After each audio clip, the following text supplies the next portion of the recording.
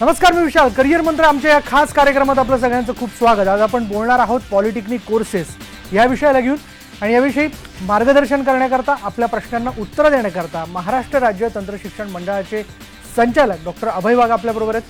Doctor, आपलं IBN लोकमतच्या स्टुडिओमध्ये खूप खूप स्वागत. धन्यवाद. बरेच प्रश्न येणार आहेत या सगळ्या विषयाला घेऊन, पण तत्पूर्वी मला आपल्या सगळ्या दर्शकांना अपील करायचं आहे की या विषयाला घेऊन तुम्हाला जर काही प्रश्न विचारायचे असतील तर तुम्ही आम्हाला फोन करू शकता. त्याकरता आमचा फोन नंबर आहे 022-668-99263. आपण सुरुवात करूयात. डॉक्टर वाघ, महाराष्ट्र तंत्र शिक्षण मंडळ, आपण बऱ्याच वेळेस याबद्दल ऐकत असतो. याच्यामध्ये समाविष्ट असणाऱ्या वेगवेगळ्या कोर्सेस आणि स्कीम बद्दल ऐकत असतो, पण आज आम्हाला तुमच्याकडनं जाणून घ्यायचं आहे एकूणच आजच्या वेळेत विद्यार्थी ज्या स्पर्धेत झगडतोय त्या अनुषंगाने या मंडळाची व्याप्ती आणि महत्त्व कसं आहे. एकूणच आदरणीय मोदीजी प्रधानमंत्री झाल्यापासून तंत्र शिक्षणाकरिता जे स्किल बेस्ड प्रोग्राम्स राबवावेत असं त्यांचा मानस त्यांनी बोलून दाखवला होता. आणि एकंदरीतच तंत्र शिक्षण मंडळ हे महाराष्ट्र शासनाचं स्वायत्त असं मंडळ आहे आणि त्या मंडळाद्वारे राज्यातल्या सर्व पदविका ज्या संस्था आहेत, आपण ज्याला पॉलिटेक्निक्स म्हणतो, ते आमच्या अखत्यारीत येतात. त्यांच्या पॉलिटेक्निक्समध्ये आपल्याकडं इलेक्ट्रॉनिक्स इंजिनिअरिंगपासून, कम्प्युटर इंजिनिअरिंगपासून, मेकॅनिकल इंजिनिअरिंगपासून असे विविध प्रकारचे 70 प्रकारचे कोर्सेस अवेलेबल आहेत. 70 प्रकारचे कोर्सेस अवेलेबल. तसंच आपल्याकडे 3 स्ट्रीम्समध्ये काम होतं. आम्ही पॉलिटेक्निक्स ज्याला म्हणतो तेव्हा आपण इंजिनिअरिंगच्या पदविका अशी एक संज्ञा वापरली जाते बोलीभाषेत.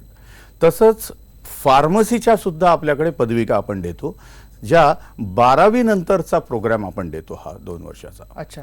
आणि तिसरं एक फॅटर्निटी आपल्याकडे आहे, ती आहे hotel management and catering technology. Okay. त्यात सुद्धा आपण 12वी नंतर कुठच्याही ब्रांचचा जो विद्यार्थी असेल तो त्याला आपण प्रवेशित करू शकतो. अच्छा. जेणेकरून या राज्यभरातल्या 500 अशा साधारण संस्था आहेत की ज्यात आपण पॉलिटेक्निकचं शिक्षण देतो. त्यांना विद्यार्थ्यांच्या एनरोलमेंटपासून, संस्थेच्या ॲफिलिएशनपासून तर विद्यार्थ्यांचे रिझल्ट्स लागेपर्यंतची सर्व जबाबदारी तंत्र शिक्षण मंडळाची असते. आणि म्हणून आम्हाला शासनाने 1997ला स्वायत्तता सुद्धा देऊ केली आहे. बिलकुल. आपल्याकडे फोन यायला सुरुवात झाली सर, आपण प्रश्न घेऊयात. सांगलीवरनं विशाल पाटील आपल्या बरोबर आहेत. विशालजी, आपला प्रश्न विचारा. हा सर, मला डिप्लोमा करायचा आहे पॉलिटेक्निक मध्ये. हॅलो. हो, बोला विश्वासजी. हा सर, मला डिप्लोमा करायचा आहे, तर मी कोणत्या फील्ड मधून करू? मला 10वीला 75% मार्क्स पडलेत. तुम्हाला 75% मार्क मिळालेले असतील तर तुमच्यासमोर इंजिनिअरिंगच्या क्षेत्रामध्ये आज चांगल्यापैकी डिमांड असलेले mechanical engineering, civil engineering, electrical engineering या ज्या कोर ब्रांचेस आहेत, हे तुमच्याकडे ऑप्शन आहेतच आहेत. अजून या व्यतिरिक्त अगदी लेदर टेक्नॉलॉजीपासून, फूड टेक्नॉलॉजीपासून, शुगर टेक्नॉलॉजीपासून तर अगदी ड्रेस डिझायनिंग यापर्यंत सुद्धा तुम्हाला 70 विविध प्रकारचे कोर्सेस महाराष्ट्र राज्यात उपलब्ध आहेत. विशालजी, आपण आपल्यासमोर ठेवलेल्या, सरांनी दिलेल्या जी काही माहिती आपल्याला सरांनी दिलेली आहे, पर्याय आपल्यासमोर ठेवले, त्याचा तुम्ही विचार करू शकता. पुढला फोन सर आपल्याकडे आलेला, बीडवरनं मिलिंद उसगरे आपल्याबरोबर आहेत. मिलिंदजी, आपला प्रश्न विचारा. हॅलो. हा, बोला. हॅलो. हा सर. बोला. हा सर. बोला मिलिंदजी. हा सर, माझा प्रश्न आहे की मी यावर्षी इंजिनिअरिंग डिप्लोमा करतोय आणि मी शेवटच्या वर्षात आहे, 3rd इयरला आहे. हो. आणि सर, मला इथून पुढे काय करावं लागेल? माझी इलेक्ट्रिकल ब्रँच आहे. हो, तुम्हाला डिप्लोमा झाल्यानंतर आता 2nd इयरला डायरेक्ट डिग्री प्रवेशामध्ये तुम्हाला इंजिनिअरिंग कॉलेजेसला प्रवेश मिळू शकतो. इंजिनिअरिंग कॉलेजेस महाराष्ट्रात आज जवळपास 350 इंजिनिअरिंग कॉलेज आहेत, जिथं जिथं इलेक्ट्रिकल इंजिनिअरिंग आणि त्याच्याशी अलाइड असलेल्या ज्या ब्रांचेस असतील तिथं तुम्हाला प्रवेश मिळू शकतो. मिलिंदजी. डॉक्टर वाघ, आपण स्वतः इलेक्ट्रॉनिक या विषयातले तज्ज्ञ आहात आणि याच विषयात आपण डॉक्टरेट घेतली. त्या अनुषंगाने खरं तर कौतुक एका गोष्टीचं की एक संचालक या सगळ्या फील्डबद्दल विचार करत असताना, त्याचा एक संचालक म्हणून काम करत असताना त्याच्यात काही बदल करण्याचा देखील विचार करतोय. तर काय आपण वेगवेगळे बदल या सगळ्या विभागासाठी गेल्या काही वर्षामध्ये केलेले आहेत? अतिशय हा संयुक्त प्रश्न आपण विचारलेला आहे. आता इंडस्ट्रीला लागणारं मनुष्यबळ आमच्या संस्थांमधून पॉलिटेक्निक्समधून बाहेर पडलं पाहिजे, ही काळाची गरज आहे. आणि ते बघता आम्ही आमचा जो करिक्युला आहे तो 50% स्किल्स आणि 50% थ्योरी असा आम्ही केलेला आहे. म्हणजे नॉलेज बेस्ड आणि स्किल बेस्ड असा आम्ही 100% प्रोग्राम असा बनवलेला आहे, जेणेकरून मुलगा हा प्रॅक्टिकल ओरिएंटेड जास्त असावा. त्याने इंडस्ट्रीमध्ये गेल्यानंतर त्याला हँड्स ऑन स्किल्स आपण ज्याला म्हणतो ते त्याला पूर्वीच डेव्हलप झालेले असावेत, असा आम्ही करिक्युला आता विद्यार्थ्यांना देऊ घातलेला आहे. बरोबर. त्याचबरोबर आम्ही एक नवीन स्कीम यावर्षी सुरू केली आहे विद्यार्थ्यांसाठी. जसं आपण मेडिकलच्या बाबतीत एक टर्मिनॉलॉजी नेहमी ऐकलेली असेल, ती आपण ज्याला इंटर्नी म्हटलं जातं, तसं आमच्याकडे आम्ही इनप्लांट ट्रेनिंग विद्यार्थ्यांना सुरू केलं. आमच्याकडे आम्ही त्याला इंटर्नशिप पण म्हणतो. इंटर्नशिप ज्याला म्हटलं जातं, अगदी बरोबर. तर त्या इनप्लांट ट्रेनिंगद्वारे मंडळाची आयडिया अशी आहे की चौथं सेमिस्टर झाल्यानंतर त्याला जी उन्हाळ्याची सुट्टी मिळते त्यात त्याने 1 महिना आणि 5वं सेमिस्टर झाल्यानंतर त्याला जो परत 1 महिन्याची सुट्टी मिळते, असं त्याने कुठच्याही इंडस्ट्रीमध्ये त्याच्या कॉलेजच्या आजूबाजूला असलेल्या इंडस्ट्रीमध्ये जावं आणि 1 महिना सगळ्या त्या इंडस्ट्रीतल्या प्रोसेसेस समजून घ्याव्यात, जेणेकरून विद्यार्थी हा इंडस्ट्री रेडी या प्लॅटफॉर्ममध्ये आपल्याला मिळेल आणि मग इंडस्ट्रीला आनंद होईल की मला हवा असणारा आज इंजिनियर तयार झालेला आहे. त्यात मग खरं आपल्या भारताचं जे बलाढ्य होण्याचं स्वप्न आहे ते पूर्ण होईल असं मला वाटतं. अगदी एक रेडी प्रोडक्ट इंडस्ट्रीला या ठिकाणी मिळतं. डॉक्टर वाघ, पुढला प्रश्न आपण घेऊयात. पुण्यावरनं वैशाली देशपांडे आपल्या बरोबर आहेत. वैशालीजी, आपला प्रश्न विचारा. हा, मला पॉलिमर इंजिनियर विषयी माहिती हवी होती थोडीशी. हो, पॉलिमर इंजिनिअरिंग या फील्डमध्ये हे अतिशय स्पेशलाइज फील्ड आहे केमिकल इंजिनिअरिंग मधलं. मी तुम्हाला असं सजेस्ट करीन की बेसिक तुम्ही डिप्लोमा करत असताना आधी केमिकल इंजिनिअरिंगमधनं तुम्ही डिप्लोमा घ्यावा, मग तुम्हाला डिग्रीला डायरेक्ट सेकंड इयरला जाताना पॉलिमर इंजिनिअरिंगची ब्रांच अवेलेबल होऊ शकते. तर त्याचा आपण जरूर विचार करावा. पुढला फोन आपल्याकडे आलेला आहे. डॉक्टर चंद्रपूरवरनं योगेश आपल्या बरोबर आहेत. योगेशजी, आपला प्रश्न विचारा. त्यांच्याशी आपला संपर्क तुटलेला आहे. आपण पुढला फोन घेऊयात. तो कर्नाटकवरनं आलाय डॉक्टर. प्रियंका तिबिले आपल्या बरोबर आहेत. प्रियंकाजी, आपला प्रश्न विचारा. हॅलो, मी प्रियांका बोलत आहे. माझा प्रश्न असा आहे की मी ENTC करते कर्नाटकमध्ये आणि मी 3rd इयरला आता जाणार आहे. होय. मग मी आता BE घेऊ काय BTech घेऊ, त्याचं मला फायदे काय आहेत आणि मला काय काय बेनिफिट्स होतील नंतर? हो, आता BE आणि BTech, BE he applied generally branch म्हणून संबोधली जाते आणि BTech ही टेक्नॉलॉजीशी रिलेटेड ब्रांच संबोधली जाते. ज्या NITs आणि IITs आहेत तिथे BTech आणि अशा तत्सम प्रकारच्या पदवी ऑफर केल्या जातात. इंजिनिअरिंगच्या या ज्या डिग्रीज आहेत त्या नॉर्मली सगळ्या विद्यापीठांमधून ऑफर केल्या जातात. तुम्हाला दोन्ही पर्याय उपलब्ध असू शकतात. जर तुम्हाला इंजिनिअरिंग क्षेत्रामध्ये जर टेक्नॉलॉजी फील्डमध्ये जास्त काम करायचं असेल तर तुम्ही आधी प्रायोरिटीने तुमच्या IIT किंवा या संदर्भातला विचार तुम्ही करू शकता, अन्यथा तुमच्यासाठी BE हा पर्याय उपलब्ध आहे. डॉक्टर, आपण पुढला फोन घेऊयात. वाशिमवरनं निखिल वाघ आपल्या बरोबर आहेत. निखिलजी, आपला प्रश्न विचारा. सर, आम्हाला बी फार्म विषयी माहिती पाहिजे होती सर. बी फार्म? हो. हा, बी फार्मसी आपण जे म्हणलात, आमच्याकडे डिप्लोमा स्तरावर डिप्लोमा फार्मसी असा नावाचा एक सब्जेक्ट असतो. तो आपण 12वी नंतर 2 वर्षाचा प्रोग्राम आहे आणि आपण जर 12वी झालेला असाल तर आपण डायरेक्ट बी फार्मसी या प्रोग्रामला प्रवेश घेऊ शकतात. डॉक्टर, वेगवेगळ्या प्रकारचे कोर्सेस आणि त्याच्याशी संबंधित वेगवेगळे प्रश्न आपल्याकडे येतात. आणखीन काय आपण प्रश्न घेणार आहोत आणि आपल्याला चर्चा करायची, पण इथे वेळ झाली एका ब्रेकची. ब्रेक घेऊयात आणि ब्रेक नंतर करिअर मंत्रमधली ही चर्चा अशाच पद्धतीने सुरू राहणार आहे. पहा फक्त IBN लोकमत.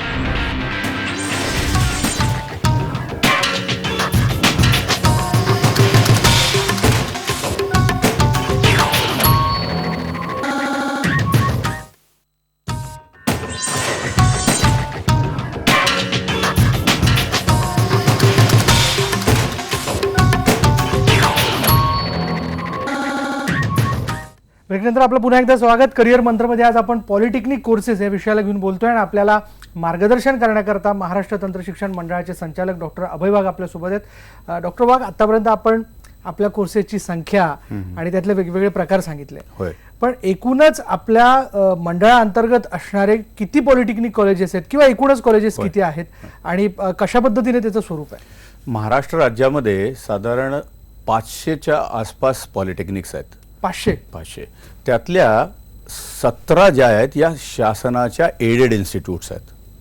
42 इन्स्टिट्यूट ज्या आहेत त्या प्युअरली गव्हर्नमेंटच्या इन्स्टिट्यूट्स आहेत आणि 425च्या आसपास साधारण या अनएडेड इन्स्टिट्यूट्स आहेत. असे साधारण 500 इन्स्टिट्यूट महाराष्ट्र राज्यात आज कार्यरत आहेत. त्यात आपण आणखी जर पुढे गेलो, म्हणजे मी तुम्हाला म्हटली दुसरी स्ट्रीम आपल्याकडे जी अवेलेबल आहे ती फार्मसीची आहे. तर फार्मसीला आपल्याकडे साधारण 190 संस्था पूर्ण महाराष्ट्र राज्यात उपलब्ध आहेत. त्यात आपण विद्यार्थ्याला 12वी नंतरचा 2 वर्षाचा पदविका अभ्यासक्रम शिकवतो, जेणेकरून आता ज्या फार्मसिस्टची गरज आहे, ज्या मेडिकल स्टोअर्सवर आजकाल ऑथेंटिक लायसन्स असलेला फार्मासिस्ट उपलब्ध करून द्यावा लागतो, ही जी शासनाची अट आहे ती आमची पदविका जर त्याने घेतली तर तो त्याला त्या स्टोअरवर ऑफिशियली उपलब्ध करून देता येतो. बरोबर. आणि म्हणून या पदविका धारकांना सुद्धा आज मार्केटमध्ये अतिशय उपलब्धता चांगली आहे, संधी चांगली उपलब्ध झालेली आहे. म्हणजे त्याही स्ट्रीमचा खरं तर विद्यार्थ्यांनी स्ट्रीमचा विचार केला पाहिजे. आणि आमच्याकडे एक हॉटेल मॅनेजमेंट आणि कॅटरिंग टेक्नॉलॉजी नावाचा अभ्यासक्रम आहे. तो महाराष्ट्रात 8 संस्थांमध्ये शिकवला जातो. हा पण 12वी नंतर कुठच्याही ब्रांचचा, म्हणजे आर्ट्स, कॉमर्स, सायन्स ब्रांचचा हा जो विद्यार्थी असेल तर तो 3 वर्षाचा अभ्यासक्रम करू शकतो. या अभ्यासक्रमानंतर विद्यार्थ्यांना अतिशय चांगल्या संधी उपलब्ध झाल्याचं आमच्या लक्षात आलेलं आहे. असा फीडबॅक आहे की आज हॉटेल इंडस्ट्री जी प्रोग्रेस करते त्यामध्ये लागणाऱ्या अगदी फ्रंट ऑफिसपासून तर किचनपर्यंत या आमच्या हॉटेल मॅनेजमेंटचे विद्यार्थी हे अपेक्षेले जातात आणि त्यांना प्लेसमेंट्स मिळतात. अगदी अगदी परदेशापर्यंत विद्यार्थी जात असतात. आपण फोन घेऊयात सर, बरेच फोन आपल्याकडे येतात. नांदेडवरनं कृष्णा भुसारे आपल्या बरोबर आहेत. कृष्णा, आपला प्रश्न विचारा. हा सर. हॅलो. हा बोला. नमस्कार सर. नमस्कार सर, माझा डिप्लोमा झालेला आहे मेकॅनिकल इंजिनिअरिंग मधनं. होय सर, मला बीई करायचे. प्रोडक्शन इंजिनिअरिंग कसं असतं सर त्यासाठी? हां, प्रोडक्शन बीई, तुम्हाला बीई प्रोडक्शन या कोर्सला डायरेक्ट सेकंड इयरला ॲडमिशन मिळू शकते. प्रोडक्शन टेक्नॉलॉजी हा प्रोग्राम केल्यानंतर तुम्हाला ह्यूज प्रोडक्शन्स मशिनरी जिथे जिथे इंडस्ट्रीमध्ये अवेलेबल होतील त्या त्या इंडस्ट्रीजमध्ये तुम्हाला चांगली संधी उपलब्ध होऊ शकेल या प्रोग्राम नंतर. सर, आपल्याकडे पुढला फोन आलेला आहे गडचिरोलीवरनं. सई दिवांग आपल्या बरोबर आहेत. सई, आपला प्रश्न विचारा. हॅलो. हा बोला. हॅलो. हा बोला सईजी, बोला. ते मी माझं आता 12वी झालं. मी इंजिनिअरिंग साठी रजिस्ट्रेशन केलंय. हा, तर ते एक स्लाइड, फ्रीज आणि फ्लोटचं ऑप्शन आहे ते समजत नाही.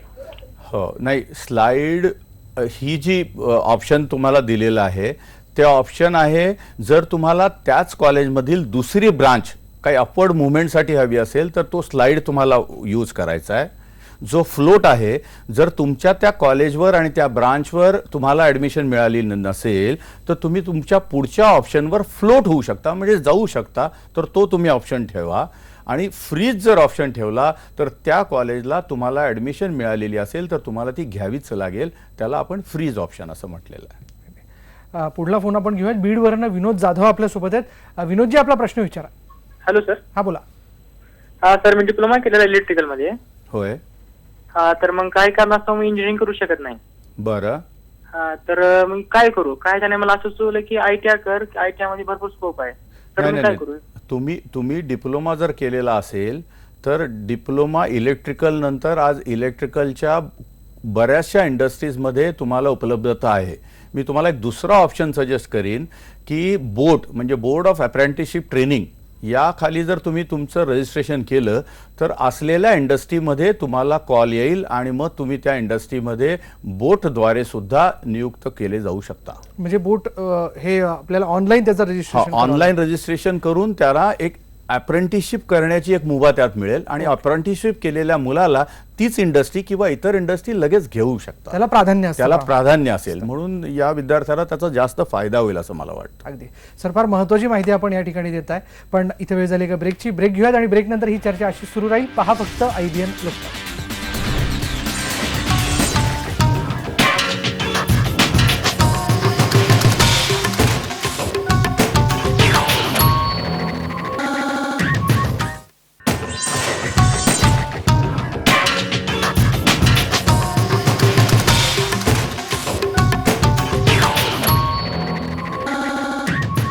करिअर मंत्रमध्ये पुन्हा एकदा आपलं सगळ्यांचं स्वागत. आपण चर्चा करतोय पॉलिटेक्निक कोर्सेस बद्दल आणि डॉक्टर वाघ आपल्या बरोबर आहेत याविषयी बोलण्याकरता. अकोल्यावरनं फोन आलेला आहे. अनंत काळे आपल्या सोबत आहेत. अनंत, आपला प्रश्न विचारा. हॅलो सर, माझं फर्स्ट इयर झालेलं.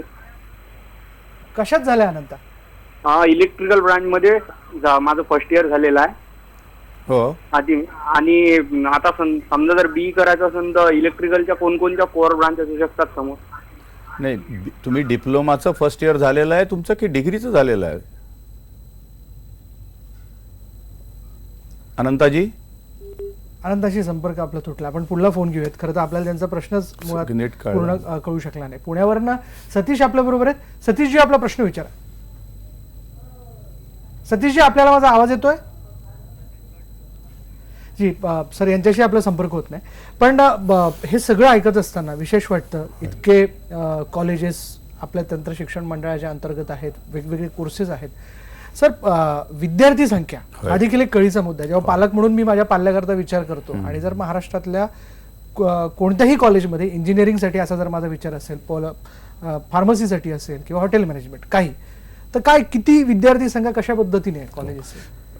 आपल्याकडे जे पॉलिटेक्निक्स आहेत, मी जी संख्या सांगितली 500च्या आसपास साधारण जे पॉलिटेक्निक्स आहेत, त्या जवळपास 1.5 लाख विद्यार्थ्यांची प्रवेश क्षमता आहे. त्यामुळे विद्यार्थ्यांना ॲम्पल असा स्कोप आहे. ते त्यांना हवे त्या डिस्ट्रिक्टमध्ये, हवे त्या पॉलिटेक्निक्समध्ये, त्यांच्या घराच्या जवळ आज पॉलिटेक्निकची सुविधा उपलब्ध आहे.